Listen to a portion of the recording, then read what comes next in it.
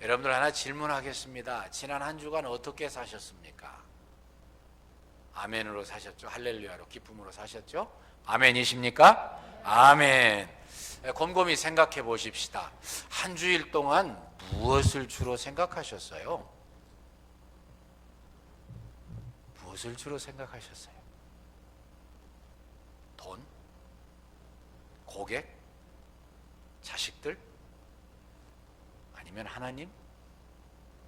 우리는 한 주 한 주 살면서 우리 생활에 부딪히는 그러한 여러 계획들이, 그리고 우리들의 생각이 얼마나 절실하게 다가오는지 모릅니다. 왜냐하면 우리 예수님께서 재림하셔서 우리를 맞이해 주실 때가 얼마 남지 않았기 때문에 그렇습니다. 여러분들이 저나 늘 생각하고 기도하고 그리고 특별히 큐티 시간을 가지기 때문에 생각을 많이 합니다. 분명히 주님이 오실 날이 얼마 남지 않았습니다. 믿고 고백하고 선언하고 그대로 삽니다. 그런데 과연 그렇게 믿는 사람처럼 우리가 얼마나 행동을 합니까? 우리 세상의 유혹이 너무 강해서 우리 장로님 그대로 기도해 주셨습니다마는 정말 쉽지 않은 것 같습니다. 그래도 여러분들은 하나님의 은혜를 많이 받은 분들이시기 때문에 자주 하나님을 생각하고 기도하고 묵상하십니다. 얼마나 복된 삶인지 모릅니다. 제가 정말 여러분들을 사랑하고 격려해드리고 싶은 것은 더 자주 그런 시간을 가지십시오. 특별히 주일날 이 오전 가장 큰 예배를 드리기 때문에 대예배라 그러지요. 정성을 기울입니다. 모든 정성을 집중합니다. 그래서 열심히 봉사하고 찬양하고 경배하고 말씀을 듣고 주일학교를 가르치고 또 이렇게 열심을 다하고 있습니다. 통역하고 열심을 다하고 있어요. 그런데 이 한 번의 예배 시간만이라도 집중해서 하나님이 정말 나에게 원하시는 것을 중심을 잡읍시다. 그래서 실천해 봅시다. 하나님의 축복을 한번 체험해 봅시다. 그러면 여러분들과 저의 삶은 결코 후회가 없을 거예요. 오늘 또 우리 전사님 얼마나 중요한 말씀 가르쳐 주셨어요. 하나님을 가장 중요한 자리에 놓아드리고 그분을 가장 중요하게 모시자. 그러면 He guarantees our good life. 우리의 좋은 생애를 반드시 보장해 주신다. 그런데 그 물질이란 녀석이요, 간단한 존재는 아닙니다. 저도 마찬가지로 느끼고 있습니다. 물질과 함께 살면 그 녀석이 대단히 유혹력이 강합니다. 하나 가지면 둘 가져야 만족해요. 둘만 가지면 끝나나요? 아니에요. 그래서 우리는 자꾸 남들과 열등 비교를 합니다. 아니 남들은 저렇게 잘 사는데 나는 뭐야? 분명히 하나님과 나와의 관계 속에서, 아니 나 자신과의 비교 속에서 만족하고 기뻐하고 행복하고 평안할 수 있는데 우리가 그렇게 못 살아요.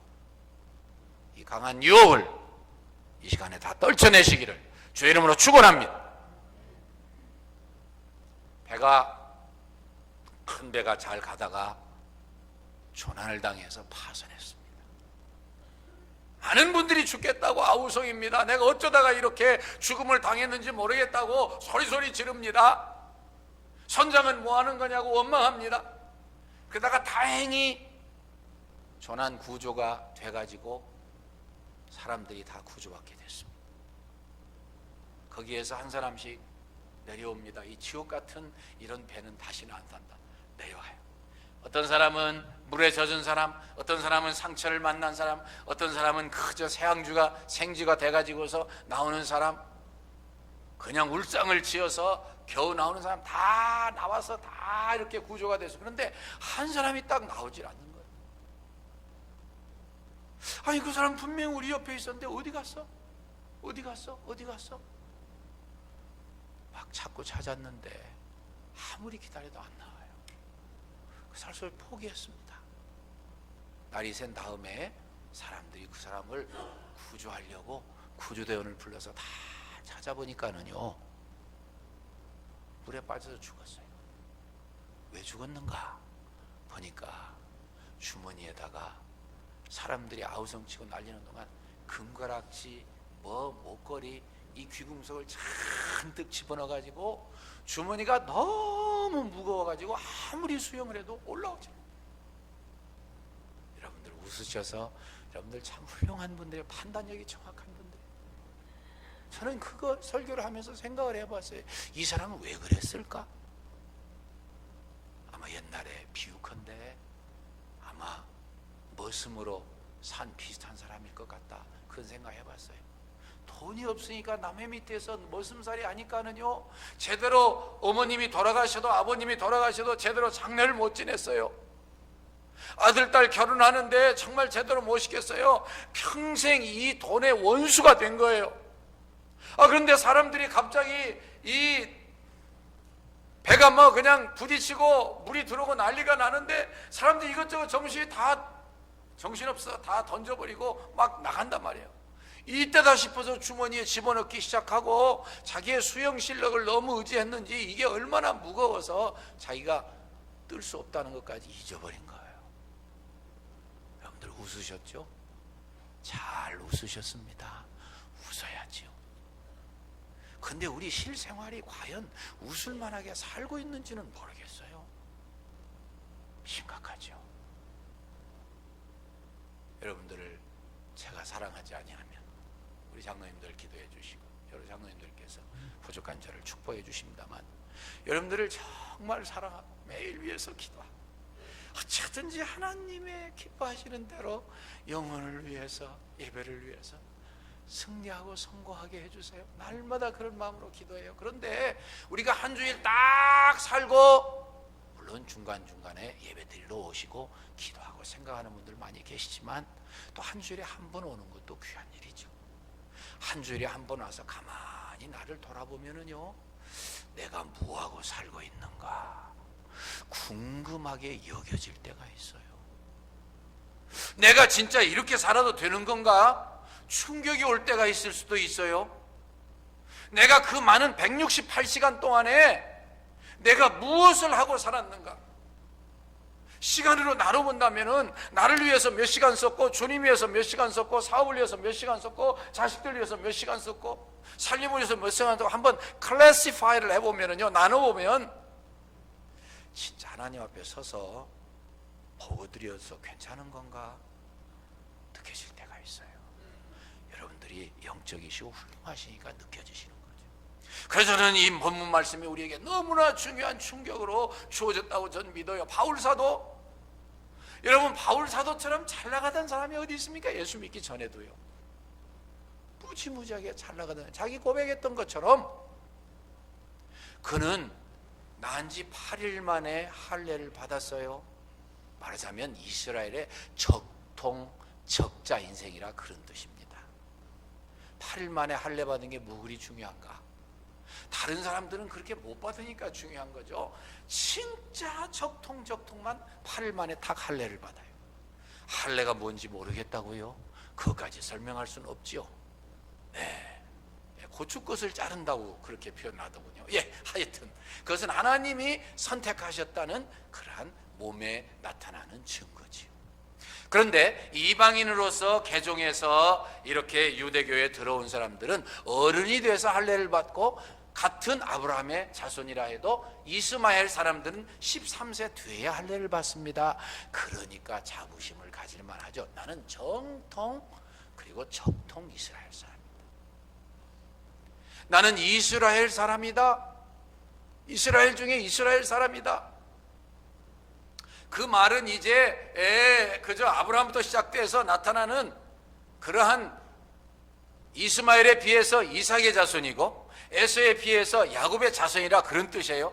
하나님이 선택하신 정확한 그러한 가장 중요한 민족이다, 종족이다, 그런 뜻입니다. 난이 8일 만에 할례를 받고 이스라엘 사람 중에 이스라엘 사람이고, 특별히 베냐민 지파다. 베냐민 지파가 왜 그리 중요합니까? 첫째로 베냐민은 야곱이 그렇게도 사랑하던 아들이기도 했거니와 그 지파들이 대단했죠. 첫 왕이 베냐민 지파였습니다. 사울 왕. 그래서 많은 베냐민 지파 사람들이 이 사도 바울까지도 바울이 되기 전에 사울이라고 그랬잖아요. 그를 흠모해서 그를 따라 이름을 붙인 것 같습니다. 베냐민 지파는요, 하나님이 사랑하실 만하지요.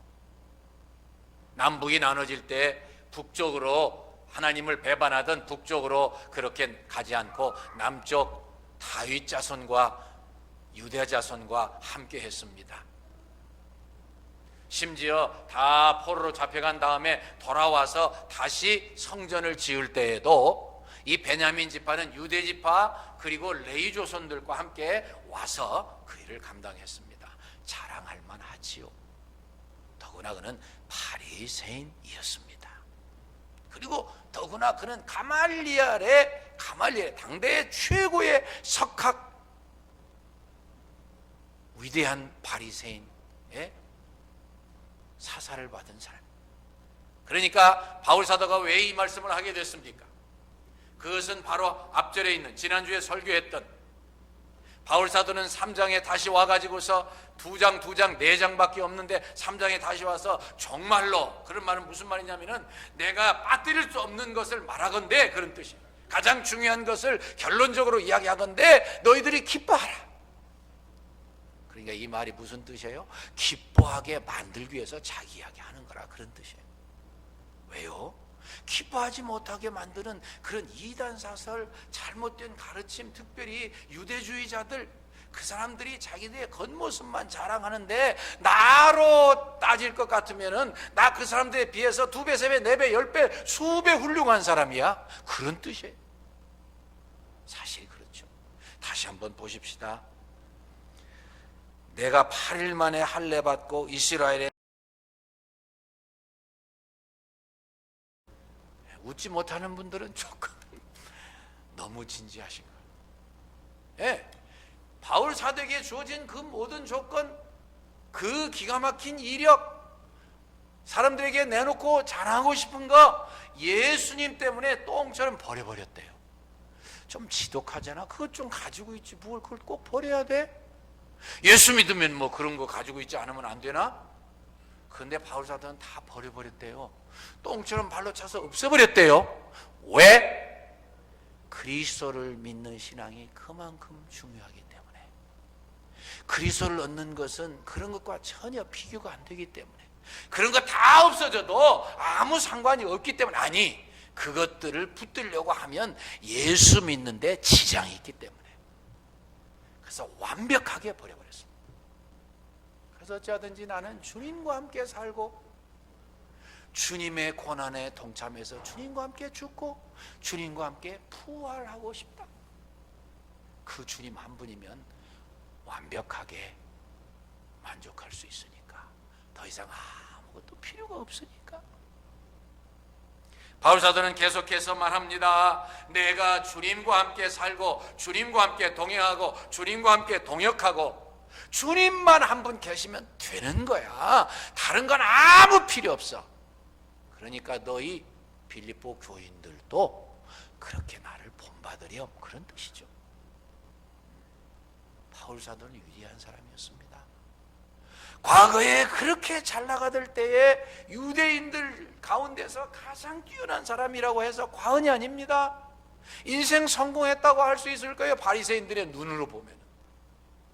근데 그가 그렇게 나사렛 이단 교수라고 생각해서 막 핍박을 하고 죽이고 사람들을 다 데려다가 다 감옥에 가두고, 그러다가 다메섹에 가다가서 예수님 만났잖아요. 너 왜 날 핍박하니? 주님 누십니까? 나는 네가 핍박하는 예수야. 예수님, 제가 몰랐습니다. 통곡하고 회개하고 통곡하고 완전히 과거에 있는 걸 버려버리고 입에 올리기조차 원치 않았어요. 필요가 없으니까요. 반대로 표현하면 예수님이시면 필요 충분 조건으로 새 인생, 성공하는 인생, 승리하는 삶, 가장 최고의 존경받고 영향을 끼치는 삶을 살 수 있으니까요. 그렇게 살으셨잖아요. 그가 예수 믿고 난 다음에 실패했나요? 그가 그 인생을 망쳤나요? No.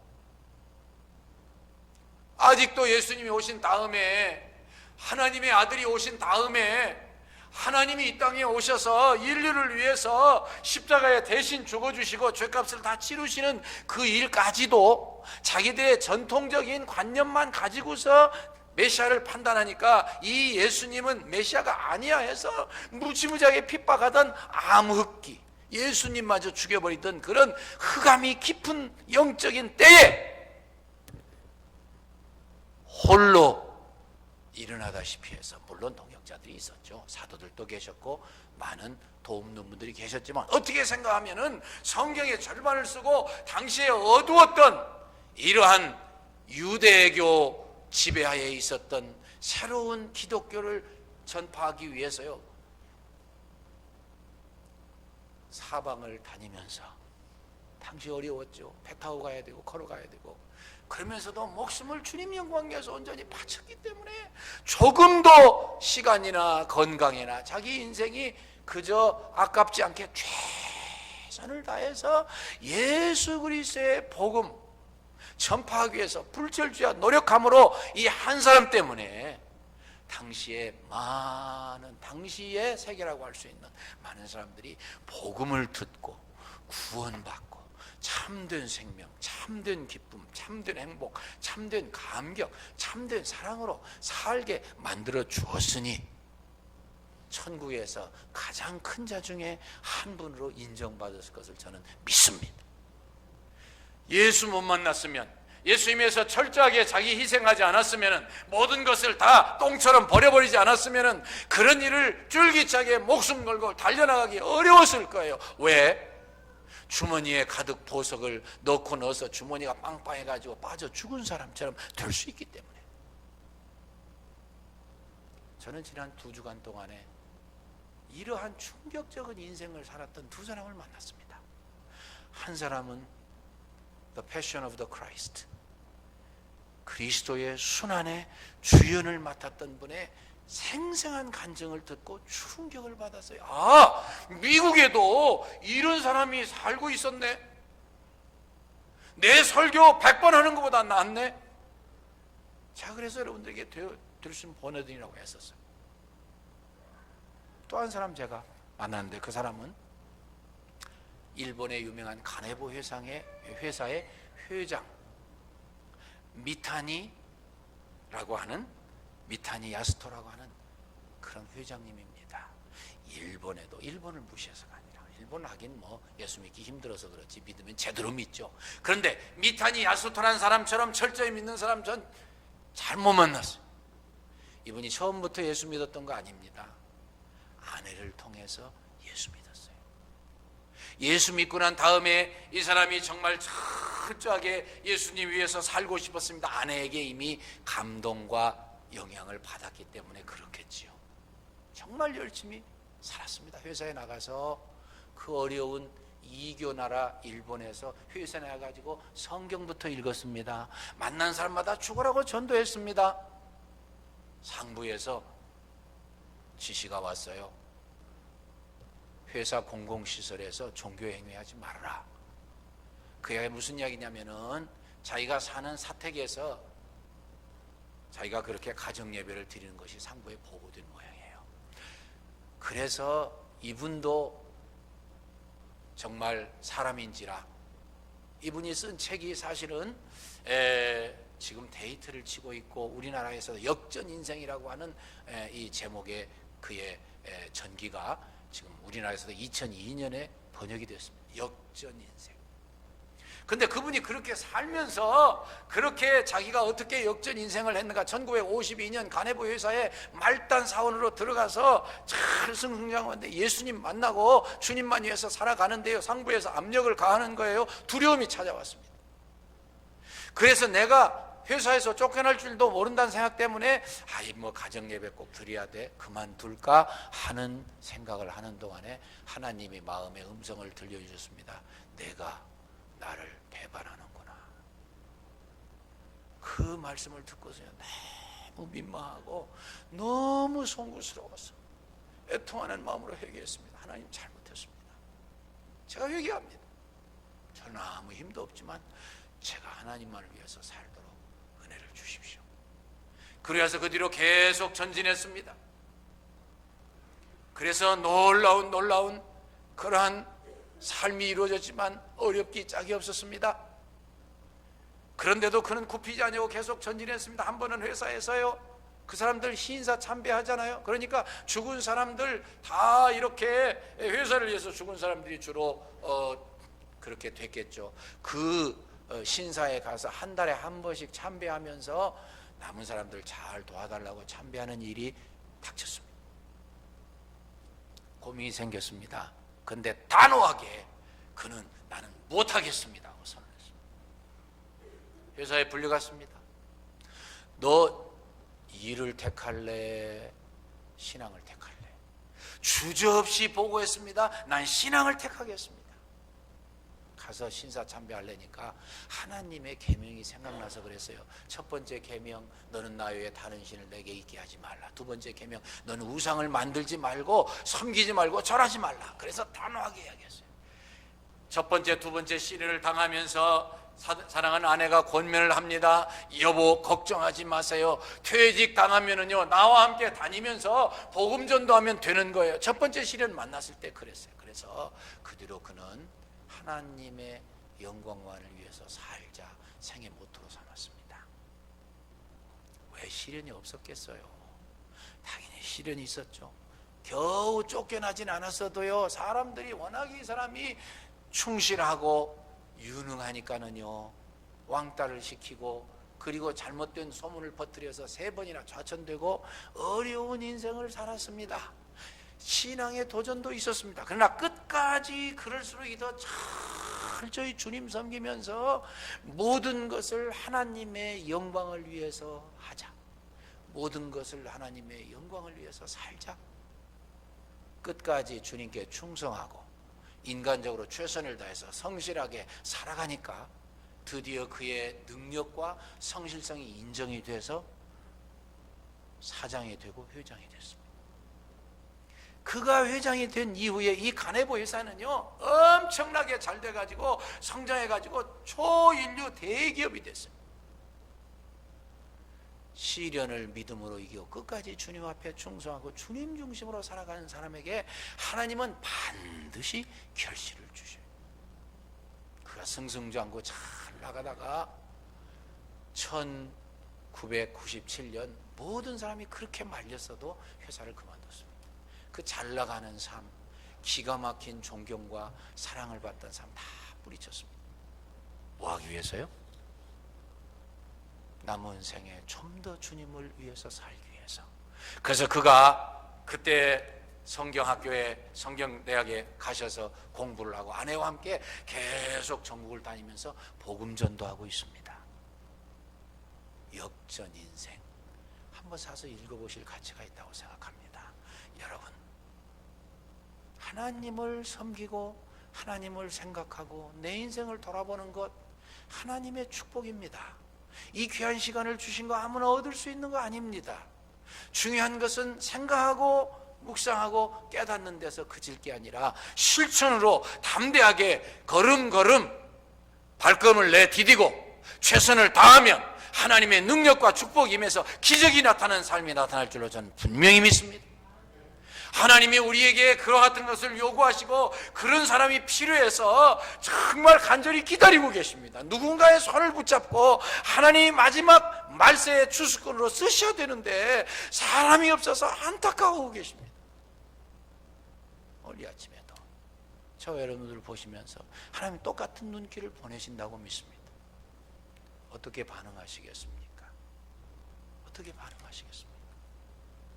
여러분, 하나님께서는 우리에게 모든 좋은 것을 다 주셨습니다. 영생도 주시고 생명도 주시고 건강도 주시고 필요도 다 채워주시고 환경까지 허락하셔서 다만 우리가 믿음으로 전진하고 믿음으로 덤빌 때에 모든 게 다 해결되도록 돼 있어요.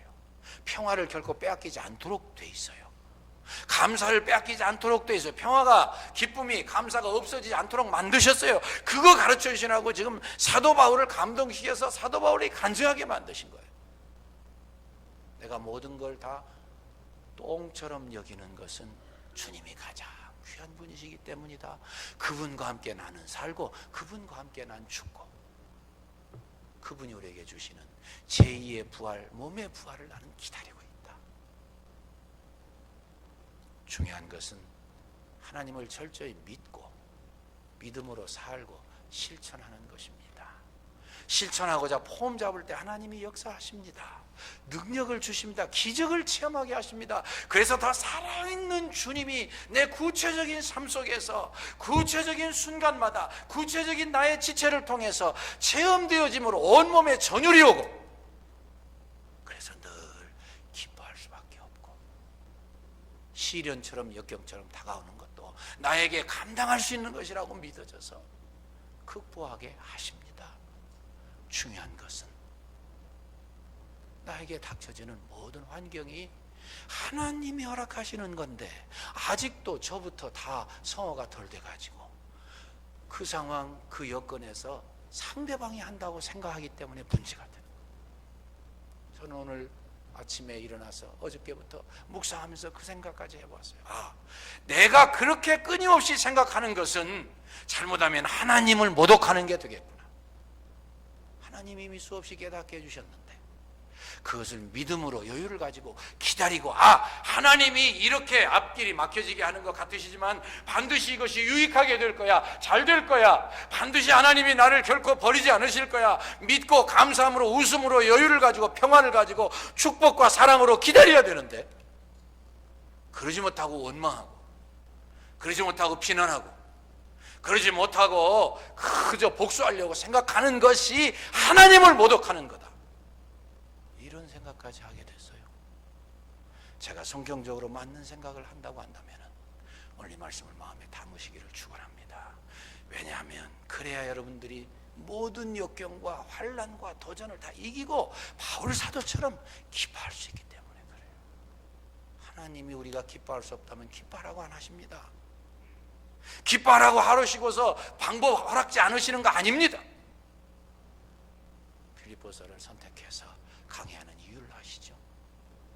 여러분들 전에보다 많이 얼굴이 밝아지시고 기뻐하시지만 처음부터 끝까지 항상 웃고 항상 기뻐하시고 항상 행복하고 사랑하셔서 우리 교회 더 사랑스러운 교회, 우리 가정 더 사랑스러운 가정, 하나님이 임재하시고 하나님이 기쁨으로 응답하시고 하나님이 항상 밝은 환한 태양 같은 얼굴을 비춰주시는 놀라운 얼굴을 보여주시는 귀한 여생, 귀한 한 주 되시기를 주 여러분으로 축원합니다. 감사합니다. 이렇게 아름다움을 주시기 위해서 바울사도를 통해 말씀하셨고 부족한 걸 통해